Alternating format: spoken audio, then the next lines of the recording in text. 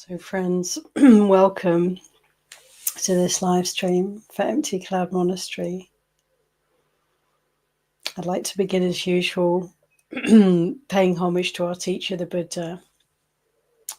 Namo tassa bhagavato arahato samma sambuddhassa. Namo tassa bhagavato arahato samma sambuddhassa. Namo tassa bhagavato arahato samma sambuddhassa. Buddhan dhammam sangham namasami. So welcome again, everyone who's joining live, and to all who tune in later for this Dharma session, topic of which today is the 5 hindrances. So these obstacles to our well-being, these obstacles to us making any progress in our meditation practice, and how to deal with these obstacles. So perennial topic, very important topic for us, friends. How to recognize, how to be aware and alert and ready to intercept these 5 hindrances as they arise in the mind.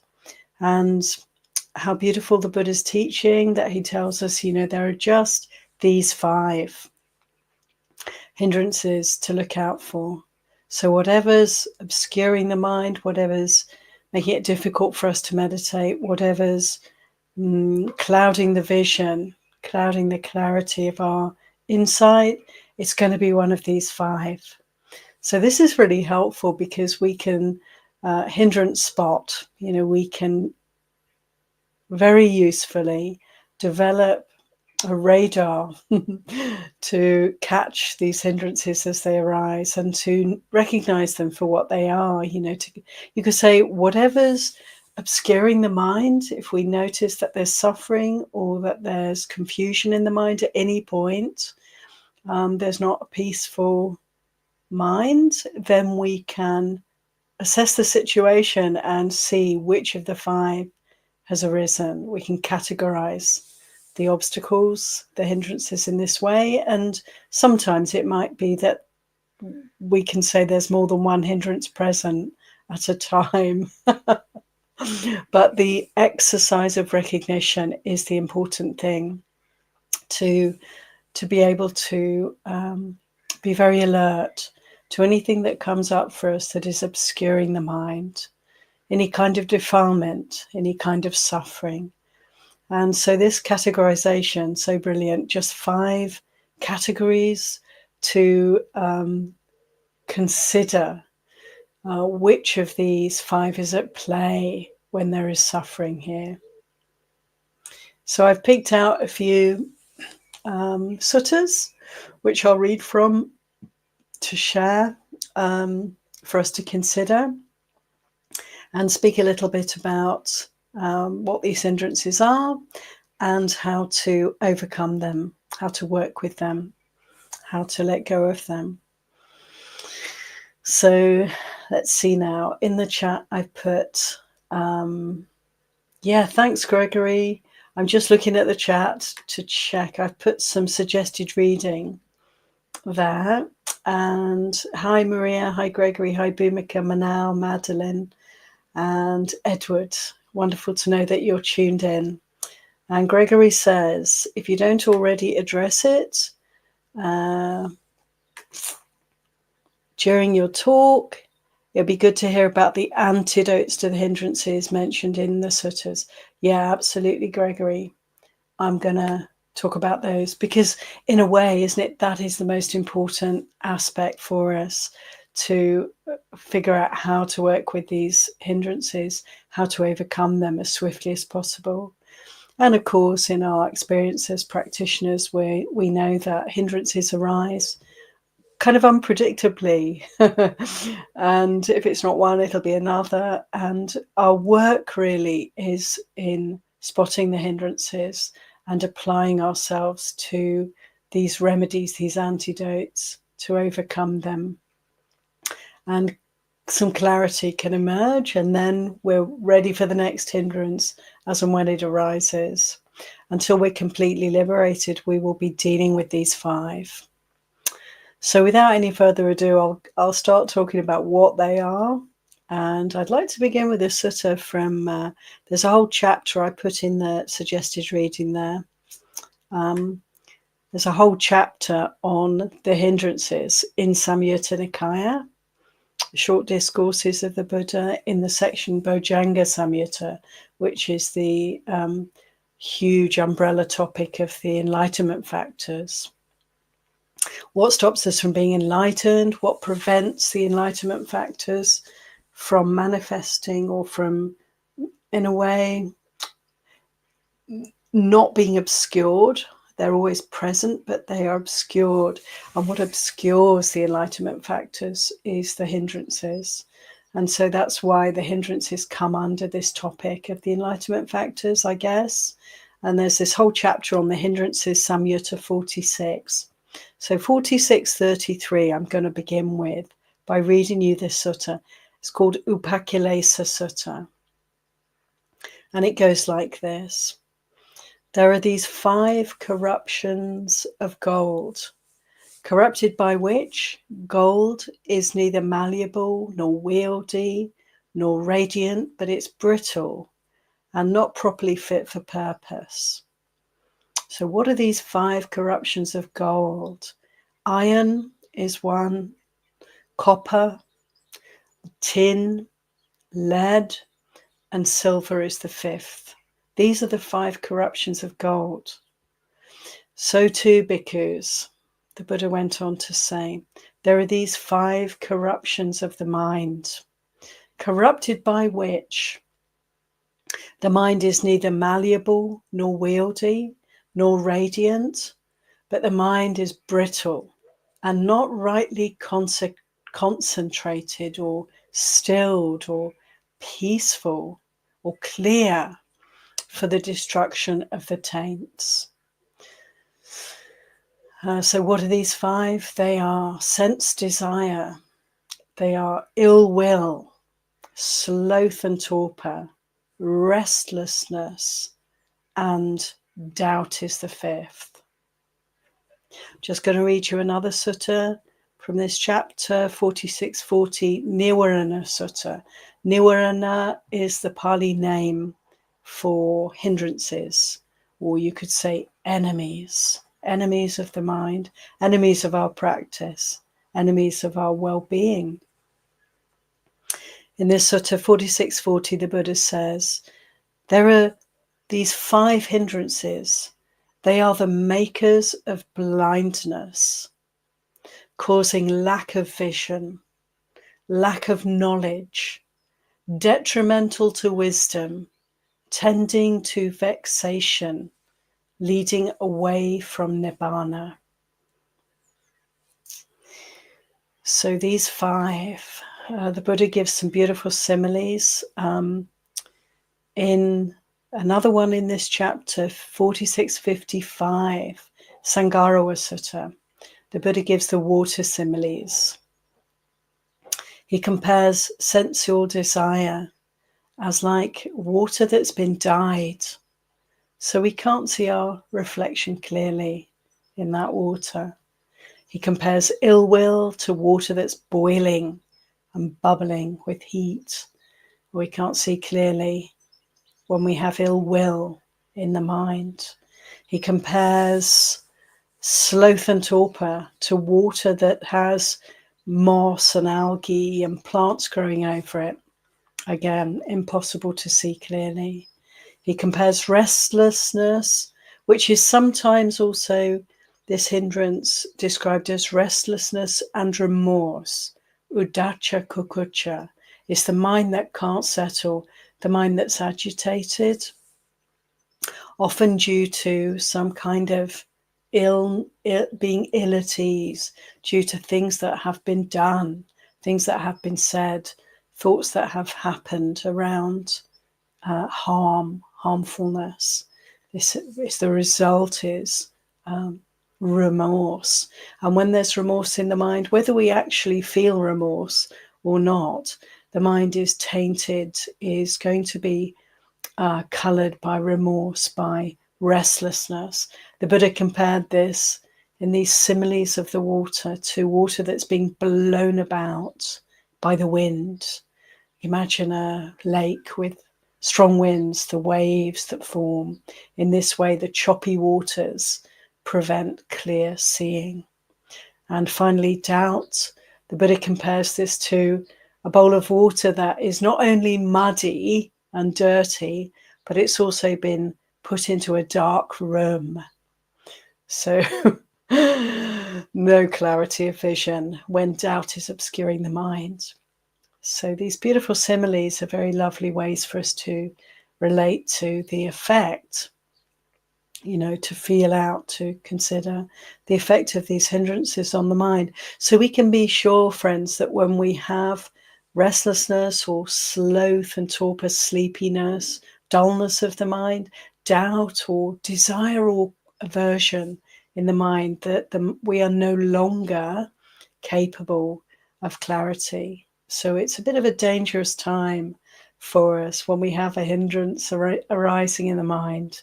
We can be sure that we are kind of stumbling around in the dark, and we need to be very careful, very cautious about anything that's done or said at such times. Better to stop, and consider, let the attention come inwardly and examine what's going on for us.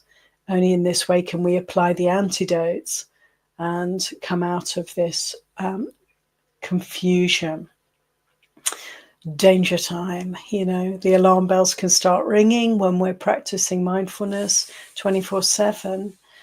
Unless we're in deep sleep, as we develop our practice, this is what we're doing, and we want to be able to notice those alarm bells and to stop, to excuse ourselves, to go quiet, to pause, to reflect, and to notice what hindrance is present for us. How is the water obscured? How is the beautiful clear water coloured or boiling or windy and full of choppy waters, or in the dark, muddy, covered in plants? How is it so? And apply the remedy, which I will come to shortly. There's another set of similes that are in Digha Nikaya number 2. I put that in the suggested reading because it's a beautiful sutta. It's a long sutta, beautiful to read in its entirety. Within that sutta, there are some similes for these 5 hindrances, which I find very helpful. When we have a mind that's full of desire, sense desire, the Buddha said it's like a person who is in debt. They owe, we owe. We can't really rest because we're accumulating a debt when we indulge in sense desires, when the mind is obscured in this way. Just like a person in debt is suffering.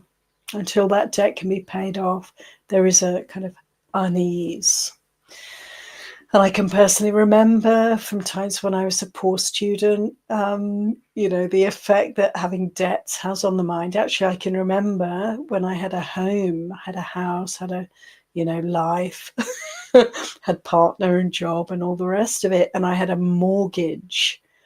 I think in most countries, from where you'll be tuning in, friends, we have this situation where, of course, we can't afford to buy the shelter that we need, and so we go into debt. And I just remember having a mortgage. It's a very normal thing. People don't mind having mortgages. It's part of our society and many other societies that you have this idea of paying off the debt over 20, 30, 40 years. I found it burdensome. It played on my mind. I didn't like it. It felt very strange to be in debt in that way. It also felt extremely strange for me to own a house, this thing with walls and rooms and roof and garden and so forth. How peculiar to have the idea, the sense that it's mine, that it somehow belongs to me. For me, that was all very surreal. But what I'd like to focus on right now is the fact of having a debt, having a mortgage. There's something about it that is rather burdensome when we really think about it, consider it. I'm not suggesting everybody gives up their household life, gives up all their property and their security. I'm not suggesting that for a moment, but just reflecting on the effect that these things can have on the heart and mind.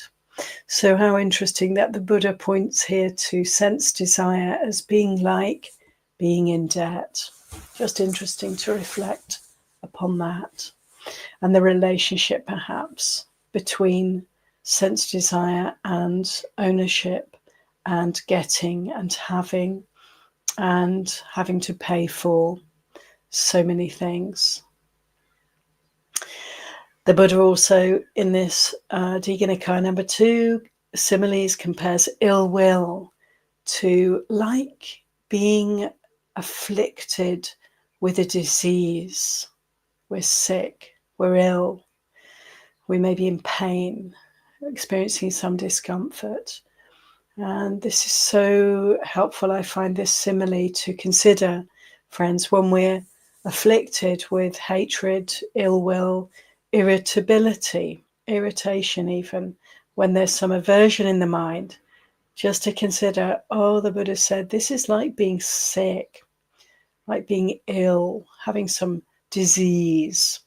To consider ill will in this way is quite helpful to enable us to throw it off more quickly, not to indulge in it, to apply the remedy and to come out of it as quickly as possible. The Buddha compares sloth and torpor to just like being a person who is enslaved at the mercy of another's whims, having to serve others, having no freedom of movement, having no freedom in terms of what happens in the life. So that's very helpful, I find, to consider when the mind is assailed with torpor, when we're feeling lazy, when we're feeling dull in the mind. And we notice this most, of course, when we try and meditate. So when in our meditation this arises, it's just like being a slave. Can we throw off the shackles of slavery? Can we get out of slavery, come into a place of freedom by applying the remedies for sloth and torpor? And the Buddha compared restlessness here as like being in prison, a person in prison, trapped, stuck in a cell somewhere. Again, the lack of freedom of movement, but also the wish to escape, perhaps, the restlessness at being hemmed in this way. When we're not sleepy and we're in prison, we're trapped in some way, then there will be this agitation in the mind. And so to consider, and I often feel this way when restlessness arises in the mind, can't sit still, can't focus, wanting to be somewhere else, doing something else. It's just like being in prison. It's just like we put ourselves into a cell. We don't have to be in the cell. The key's there. We can get out anytime we want. But the feeling is one of being trapped. And so this hindrance of restlessness, just like being a prisoner, caged in jail. There's also in this simile the beautiful extra dimension, isn't there, of the sense of when one is imprisoned, it's because one has done something considered, deemed to be criminal, that's worthy of being locked up. And so there's also that sense of wrongness, remorse and restlessness, I've already said, often relates to a feeling of harmfulness, something harmful that has been done or said, or even harmful thoughts that arise in the mind can lead to this hindrance of restlessness. And the final simile here for doubt. The Buddha said when we are assailed by doubt, when the hindrance of doubt has arisen in the mind, it's just like being a person who's lost in the desert. Don't know which way to go, wandering around in the desert, in a wilderness, a place of great danger, and we're lost. We can't find the way out. Isn't doubt just like that? It's like going round and round in circles. Oftentimes, doubt, when it comes into the mind, has this effect. It's like a vicious circle. We're circling, we're going round and round and round, just like being lost in the desert. How do we get out of that? And so, of course, this is leading to the time to speak about the remedies for these hindrances.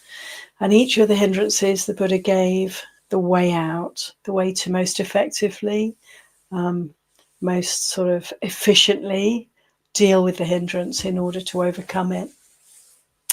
So starting with the first hindrance of sense desire, what is the remedy for this? When we are assailed with desire, with wanting, obsessing maybe about the things that we want, feeling that yearning, feeling that dissatisfaction, we're no longer contented, we're no longer happy with things just the way they are.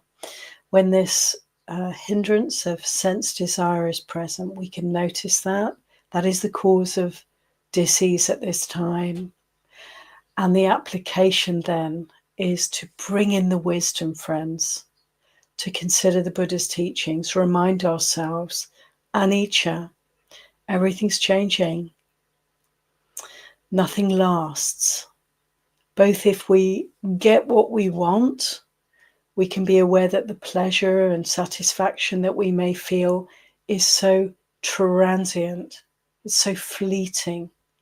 But almost more importantly, we can recognize that that feeling of desire that's present in the mind, throwing us away from happiness, making us suffer, that feeling of desire too is transient, changing. It doesn't last very long. And so the encouragement is to not meet our desires, not seek the things that we want, but rather be present for that feeling of desire and notice its transient nature. See how long it lasts. So for me, this attitude can come in very quickly when there's a feeling of desire. Once I've managed to recognize it and be present for that and not be driven by that, then the appreciation, let's see how long it lasts, knowing that it won't last that long. Something else will crop up. Some other hindrance will come in, or there might be a feeling of peacefulness when that is forgotten. It's like it never existed. After a while, when we're assailed with sense desire, if we just stay steady, remembering anicca, change, impermanence, then sooner or later, that feeling of wanting will have disappeared altogether. And we're free of that. Or something else will come into the mind that we will then have to deal with, some other hindrance. So recognition of anicca, everything's changing. Both the feeling of desire rapidly comes and goes.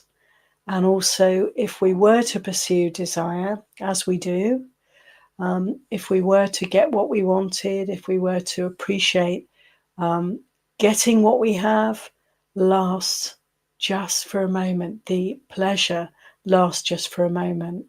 It's so fleeting. It's really not worth pursuing. We can start to learn, can't we, friends, how to distinguish between wanting and needing. Certain things we need. Food is a great example here. We need to eat, but how much do we need to eat? And what do we need to eat for the health of the body to enable us to continue practicing? We can begin to discern what's good for us, what's necessary, what's helpful for the body, and how much around food is desire, relishing, kind of rolling around in satisfaction, which leads to overeating, which goes on to the next hindrance then of sloth and torpor. So we can begin to, when we work with sense desire skillfully, we can begin to really discern desire when it arises, and to learn how not to follow desire, to be able to let go. And then we find that our relationship with food, with sleep, with a sense input becomes much more simple, much more focused, much more easeful. How beautiful is that? So I think I'll speak about sloth and torpor next. The remedy for sloth and torpor is, first of all, of course, not to overindulge in food, and funnily enough, also not to overindulge in sleep, because the more we sleep, if we overdo it, we can tend to find ourselves more inclined to sloth and torpor. So to get the right measure of food, to get the right measure of sleep, this sets the conditions for sloth and torpor not to arise. If sloth and torpor is present for us, this sleepiness, dullness of mind, what is the remedy for that? And so we can heed the advice of the Buddha to counteract sloth and torpor. We need to wake up, we need to enliven, we need to energize. If we're meditating and we're assailed with sleepiness, and we know that we don't need to go to sleep right now, this is the hindrance of sloth and torpor. It's not that we're exhausted and need to sleep. We can discern that that is the case and then apply the remedies. Stand up, go for a walk. Walking meditation can help. We can't fall asleep when we're walking, and the mind will energize. We can take deep breaths. If we want to keep sitting, breathe deeply, bring in more energy that way. Open the eyes, gaze ahead, look at something bright or light in order to energize the mind. So these are ways of dealing with sloth and torpor. There are so many. You can pinch your earlobes or squeeze your nail beds. Painful. Pain is a very good way to very quickly enliven the mind and wake up. We can consider so many different ways, but the point is that the remedy for sloth and torpor, of course, is its opposite in a way, to bring in some energy, to energize, to enliven, bring in some vitality. So those are a few remedies for sloth and torpor, specifically the general point being that we need to wake up. Then I'm going to talk about ill will. What is the remedy for ill will? The whole spectrum, as I've mentioned, from sort of irritability, irritation, all the way to hatred and rage, anger. How do we work with this hindrance when it arises in all its forms? And when we're assailed with anger or hatred, it's very challenging, quite difficult not to add fuel to the fire, isn't it, friends? Because there'll be some cause that we have, some thought, some concept, some situation, some person or people that are triggering this hindrance in us. So there's something out there often that brings up this sense of heat, anger, hatred. And so the first thing we need to do, of course, to counteract, to remedy, to heal this hindrance of hatred is to come away from the thinking, to allow ourselves to let go of the cause, the perceived cause of this hindrance. And then we bring in the beautiful remedy, the healing balm of loving kindness. That can sound like a tall order, oftentimes. If I'm full of anger, I'm so far from a mind of metta, a mind of loving kindness. If I'm full of hatred, I'm so far from loving kindness. But the Buddha gave us this remedy, as a training for the mind, as a practice for us, can we remember at such times when we're assailed by this hindrance, can we remember that there is a heart of loving kindness here? This is actually our natural state, and we've lost it. We're obscured, we're overwhelmed by the defilement here of anger or hatred. So we can bring to mind and remember and know that the Buddha's remedy for ill will and hatred is loving kindness. And just to remember that often gives us a way to step back from the scenario that we might feel we're immersed in, step back from what we feel is the cause of this hindrance arising in us, and focus on the remedy. How can I bring in loving kindness at this time? Oftentimes we have this power, friends, that we can, through remembering this teaching, through recollecting loving kindness's existence, we can begin to incline in that direction. Just to allow ourselves to calm a bit, to cool down a little bit, and to then bring in thoughts of loving kindness. It's very difficult initially to offer and practice loving kindness towards what's the perceived cause of our heat and anger and upset. But we can certainly begin by bringing loving kindness in for this suffering being here, the one who's assailed with hatred, the one who's burning in anger. So we bring in loving kindness, and it can be the thought of, may this suffering be eased. May this suffering be released. May I be well. May I be at peace. May I be free from this affliction. Remembering that the Buddha compared a person afflicted with ill will as like someone who's sick, who's diseased, who's ill. May I be free of this illness. May I be free from this disease of hatred, of anger.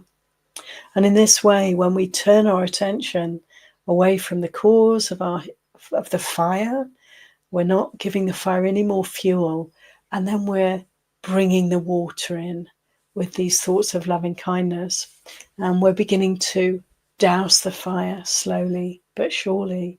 So bringing in loving kindness for this one, for this afflicted heart. And then we may find, as we really get into the loving kindness practice, and many of us, of course, practice loving kindness consciously from time to time in order to develop this power, this strength of this Brahmavihara, this divine quality that we all have in the heart. So we can get into practicing loving kindness, and we can start to extend this feeling of benevolence, well-wishing, the healing energy of kindness. We can extend and we can allow it to radiate forth.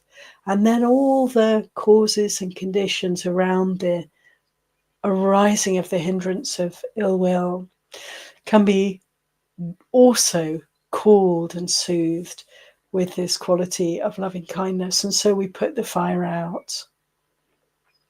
And we can find it's a process, isn't it, friends? Sometimes, I may be assailed with anger, and I come to place a possibility of practicing loving kindness, take myself away from the situation, or allow the mind to move away from the situation and focus on metta bhavana, loving kindness practice.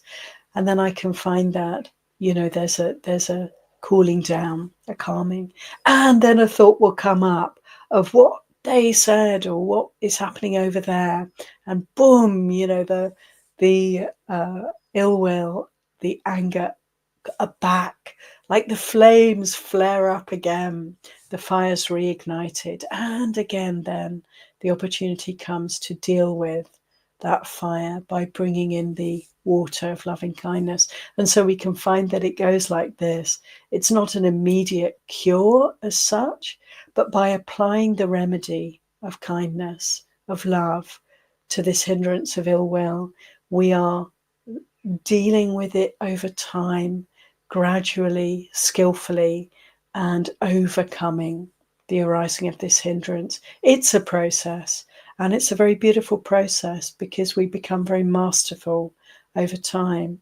That when there's a anger arising, hatred arising in the heart, we can very quickly offer peace, offer coolness, offer the remedy of loving kindness. I'll speak now about the hindrance of restlessness and what is the remedy for this? What is the remedy for restlessness and remorse? One could say we can set the conditions, just as setting the conditions for sloth and torpor can be done by eating less, sleeping just the right amount, not too much, also not too little. We can set the conditions for the arising of the hindrance to not happen so much. In the same way, with restlessness, we can set the conditions by keeping the precepts, living a harmless life, doing good, refraining from harm, refraining from any kind of cruelty. So through our lifestyle and our determined practice in this way, right speech, right action, right livelihood, these path aspects, our willingness to really develop in a good way these path aspects, we can reduce significantly the intensity and the frequency of this hindrance arising in the mind. So to set the conditions, first of all, that is most important remedy for us to live a wholesome life, to avoid harm. Then if this hindrance arises in the mind, how do we deal with it? If there is remorse, we can consider the cause of that and deeply contemplate how to make those connections. And in doing so, the sila, the goodness, the wish to live a harmless life will be all the more strengthened through having made a mistake, one could say, experience the remorse. Therefore, we can then find ourselves through feeling that remorse, allowing ourselves to really notice this hindrance, to really feel the effect of remorse in the body, in the mind, the heart. We can then find the way to polish our behavior, polish our speech and thinking. And so there is this beautiful way in which we can use remorse, this hindrance, restlessness and remorse. We can learn from mistakes and we can improve over time. So this hindrance has its place. It's like conscience is part of this hindrance. When we are assailed with remorse, we can really learn so much and better ourselves, as it were, by which I mean improve the sila aspects of the path, improve the virtue. When there's restlessness, also the Buddha said, we can apply the remedy of calm. So we need to, when we're, say, trying to meditate and there's restlessness in the mind and we're so agitated, we've considered our behavior and we've dealt with understood reasons for remorse that might have come up. We've made determinations to avoid harmful behaviors in the future. Maybe there's still restlessness in the mind. Maybe we're just very twitchy, the body's very energized, but kind of over energized. And it's time for us to do our meditation practice. We want to sit. We just want to be still. And it's not easily happening. So this remedy then needs to come in, which is to be focusing the attention on one pointedness. So a restless mind is a mind that's like the choppy waters. It's all over the place. It's active, it's energized, the body's tense perhaps, fidgety perhaps. We need at such times to become one-pointed. So to develop samadhi, to develop this path factor of stillness, And then, of course, when we're feeling restless, this is almost like the last thing we feel we can do. What we really want to do is get up, maybe put things right that have been not well done, maybe just run around, maybe just do anything active rather than trying to sit still at this point. But it's really fruitful and incredibly powerful for us on the path of practice to meet restlessness head on in this way of determining that we're going to stay still and we're going to focus the mind. So this remedy is the important teaching here of the Buddha for us to deal with restlessness. Bring the mind to one-pointedness.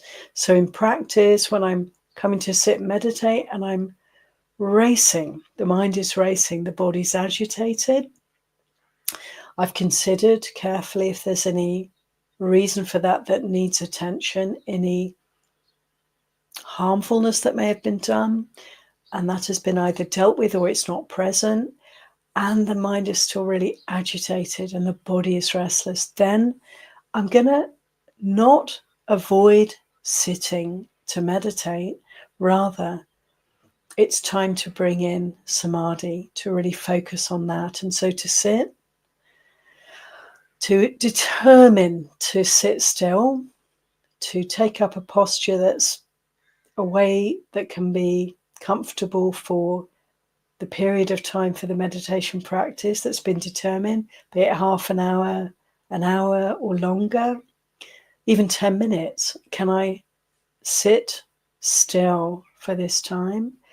Adjusting the posture to know that one can, and then bringing the attention to a point. So focus, friends, when we're feeling restless, focus on one thing. Make it something simple. It can be the breath. It may be one place in the body, just to bring all the attention, say, to the heart area, and just focus there. And if that's too difficult, then to bring the fingers together, pinch a little, and just feel that sensation and bring the attention there. It's very calming and soothing to bring the attention to the feet and pay attention there. And if you can't feel anything because the mind's too agitated, then just to wiggle the toes a little bit and feel what that's like. And just to focus on that.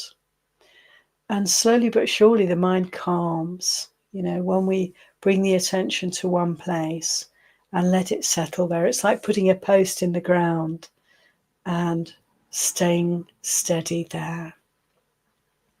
Staying there, bringing the attention to bear on one object of meditation.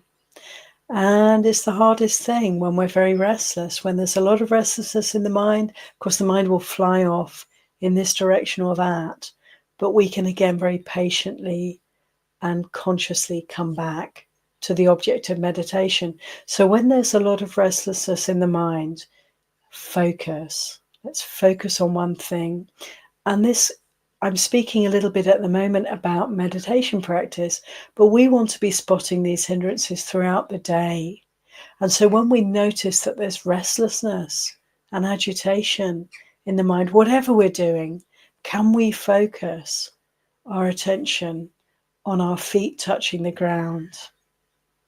Just that much. Can we take some mindful breaths and focus on the breath? And so in this way, coming back to the body and becoming one-pointed. And again, we may need to remember to do this when there's restlessness. Just like with ill will, these hindrances can come up again and again. We deal with them and then they arise again. And so we bring in the same remedy again and again. We are really developing great power in these ways. We're really becoming masters of the mind in these ways. So we could say even that these hindrances give us an opportunity, don't they, friends, to become more mindful, to become more skilled at overcoming defilements and letting them go, and returning to the peacefulness, returning to a mind that is quiet, a heart that is quiet, and this clarity then that we have to keep discerning the Dharma. So in everyday life, we want to be hindrance spotting, and we want to be applying these remedies to the hindrances at every moment, whenever they arise, as soon as we catch them. And finally, friends, the hindrance of doubt. It's a little bit similar to how we deal with the hindrance of restlessness, in the sense that doubt, just like oftentimes with restlessness, with ill will, also with sense desire, with all the hindrances, apart from dullness, doubt is often due to, actually in the case of doubt, always due to thinking. There'll be some train of thought, there'll be some pattern of thinking, there'll be some concepts in the mind. And so with doubt, we can't really experience doubt unless there's thinking. It's not a physical issue in the way that the other hindrances often have a physical component to them. Doubt is up in the head. We're in our thoughts. We're cogitating. We're going over and over some concept or other, and we're not finding resolution. To doubt is to be lost in thinking. To doubt is to go round and round in circles. To doubt is to be obsessed and to be divorced in a way, separated in a way, dissociated in a way from the body. What is the remedy for doubt? It is to come back to awareness of the body, to let go of thinking, to come back to observing the breath, come back to embodiment. And in this way, we can let go of whatever trains of thought are playing out, just to put them aside and to ground ourselves, come back to earth, come back to reality. What's happening here? What's happening now? And the body is a great anchor for this way of letting go of doubt, to come back to the simplicity of this present moment, the felt sense, to come back to the breath. And so this remedy for doubt, again, we can apply whenever we find that we're getting caught up in obsessions, getting caught up in confused ways of thinking, getting caught up just simply in thinking. Then let's notice that when that happens for us, and come back to the body, come back to the breath. We can do this anywhere, at any time, in the simplest way. I'm sitting in my office, I'm on the computer, I'm doing my work. Of course, I have to be thinking, but I'm starting to get caught up in some way of thinking that's not really productive. I'm getting caught up in some conceptualization that's going nowhere. Can I stop? Notice the hindrance of doubt. Press the pause button. Come back to the body. Just feel my butt on the chair. Feel my feet on the ground, my arms on the desk. Notice the temperature. Look out of the window, see the sky. Come back to the breath. And in this way, we can gradually calm ourselves down and step away from doubt. Another aspect of doubt, of course, is the doubt in the Buddha's teaching, the doubt around our practice, how to practice. Are these teachings making any sense for me? Is there really a path to follow? Is there really an end goal?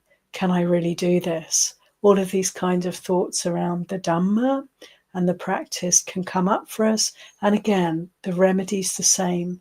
The Buddha said this is not fruitful for us. When we're assailed with doubt, first we need to stop and come back to the present moment awareness, here and now, what's happening.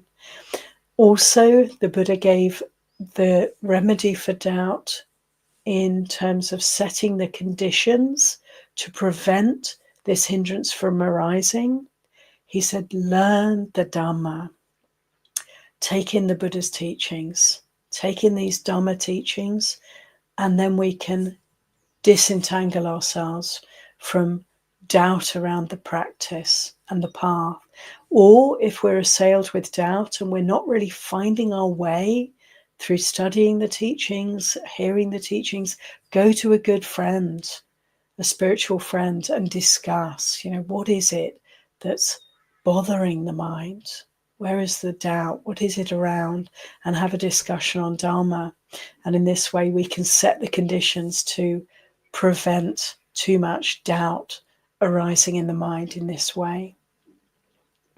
So these, friends, are the remedies for the hindrances. The first remedy, of course, being to spot the hindrances, to notice them, to give time and space, to attend to them. And then once we know what's afflicting the mind, what's obscuring the mind, we can apply the appropriate, the correct remedy. And we can really start to learn about the hindrances through our meditation practice, can't we, friends? And as we learn about the hindrances, these are the ways the mind becomes clouded and confused and obscured. Once we've got that and we have a sense of these 5 categories, these 5 ways that we get thrown off course, then we can, and we should, and we must, begin to develop this radar to spot the hindrances throughout our days and nights, to notice as soon as the dis-ease becomes apparent, to catch the hindrances as early as we can, and to bring in these remedies. Whatever we're doing, wherever we are, whatever the situation, have a willingness to pause when there's suffering and to discern what is the cause, which hindrance has arisen, and give time and space to bring in the remedy. And it's incredible how we can really come to the place where there's no suffering required here. We don't need to suffer. We only need to wake up and discern and open to the flow of Dhamma. And as soon as suffering begins to emerge, even a twinge, even a sense of disease, we're on it. We're on the case. We're discerning the cause and we're applying the remedy, and it's over. And so this is the way forward for us. And we may feel that we have a long way to go, that it's very difficult not to be dwelling in hatred or aversion or desire and so forth.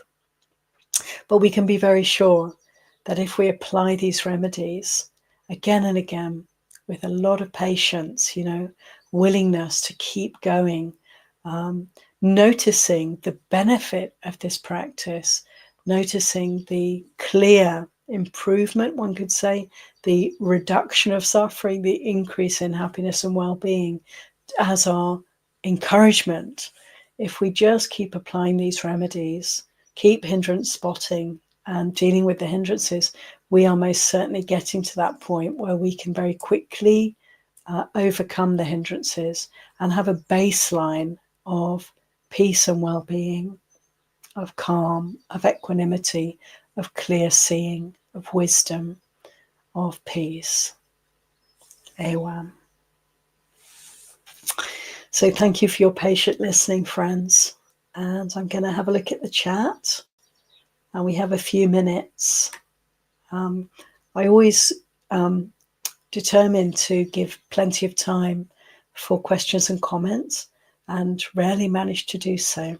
I'll have to look at what hindrance is involved in that and apply the remedy. Hello, everyone. Thank you, people who've jotted their names and kind greetings in the chat. Hello also to Jayantha, Rising, Kit.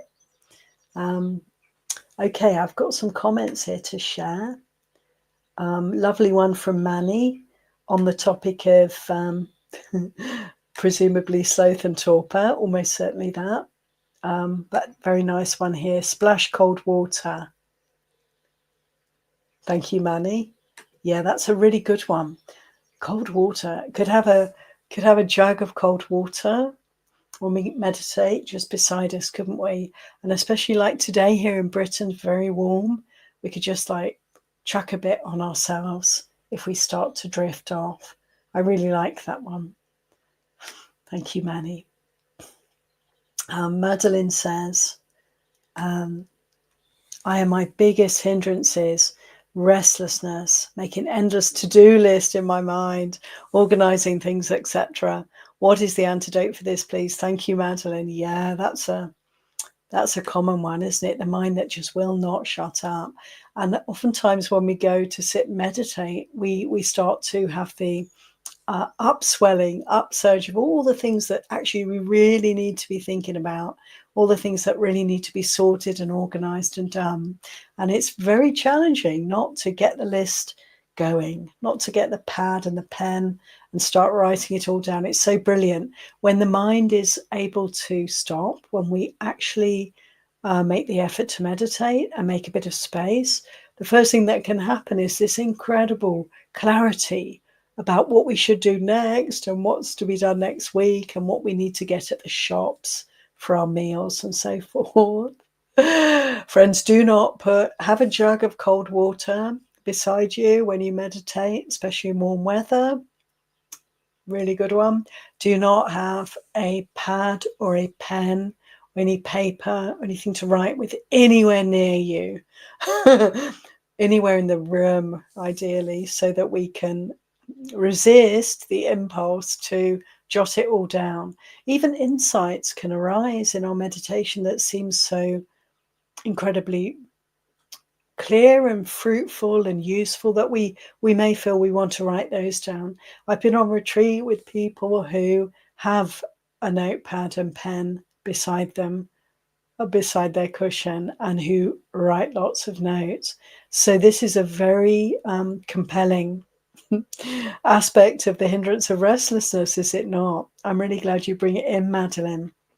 Let's allow ourselves to apply the remedy, which is to step away from that thinking, to be willing to let go of the brilliant clarity of the lists that we should be making right now. We shouldn't be making lists right now. And what I've noticed actually is that when we have great clarity arising in the mind and we're willing to just focus on the body, just come back to one-pointedness, focus on the breath, focus on any particular one part of the body that's helpful for us to bring the attention to one-pointedness, the mind to stillness, away from thinking. When we do this, if we're able to let go of the hindrance of restlessness and enjoy a peaceful meditation in this way, or rather to keep coming back, keep letting go of that restlessness, oftentimes, if we can do this at the end of our meditation time, those aspects, that clarity, we'll find that we have that.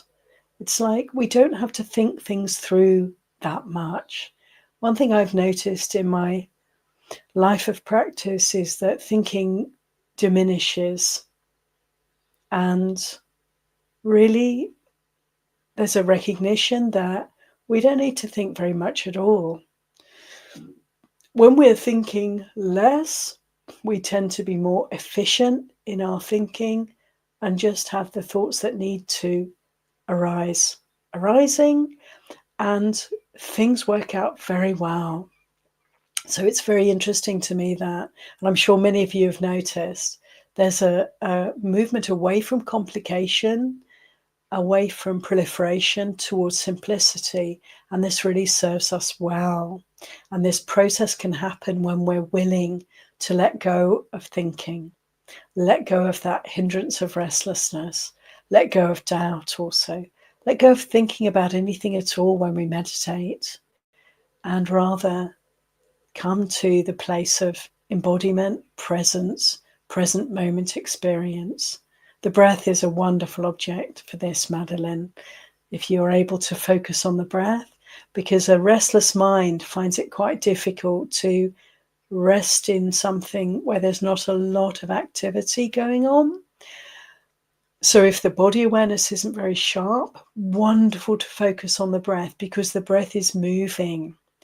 It's constantly changing, isn't it? And so we can watch that.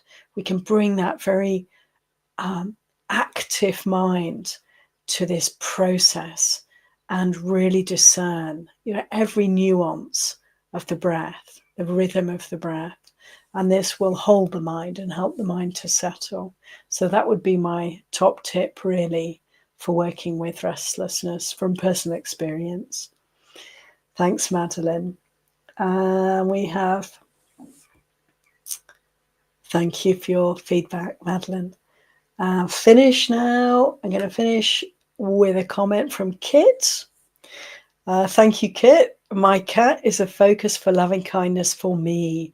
If I can't bring up loving kindness for the object of my anger, I go for it sideways by thinking of the love for my cat. It's difficult, but it works. Sadhu, Kit. That's a beautiful example. Thank you for that. Because even when we have hatred in the heart, ill will, and we try and focus on bringing up loving kindness here for the suffering that we're experiencing, even that can be difficult sometimes, because in ill will, oftentimes, isn't it, friends, if we have ill will for someone or something else, that will often extend to this one as well. It's sort of feeling of, how can I be so mean, or why am I so angry? Why am I so hateful? We can actually be quite judgmental of ourselves, can't we, when we're assailed by the hindrance of ill will? It's good to remember that it's not personal. Nothing is. These are dharmas arising and passing. And so to let go of any self-recrimination, we only want to be examining ourselves to enable sila to flourish and grow, not to berate and guilt trip ourselves. That is not useful. But oftentimes we can struggle to feel loving kindness for this one when we're assailed with suffering. So we can start with a cat. Yes, we can start with anyone or anything that we love, and let that be our doorway to the developing of loving kindness in that moment, to enable loving kindness in that moment to arise.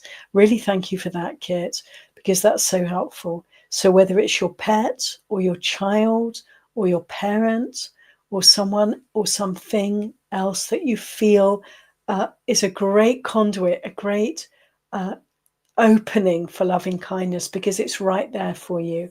When you think of that person or that thing, then let that be the beginning of the remedy for the hindrance of ill will. Sadhu, Kit. Thank you, friends, so much for your practice and for your willingness to learn the Dharma. And may we all be free from these 5 hindrances. And until we're not free from these 5 hindrances, may we all learn the skills, the repertoire, the tools, the remedies to overcome them as swiftly as possible.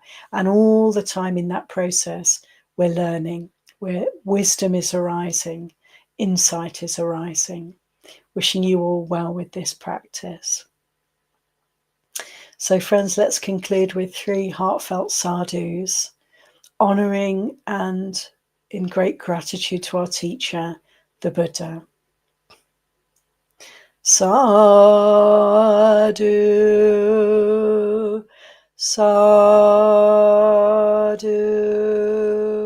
sadhu, anumodami.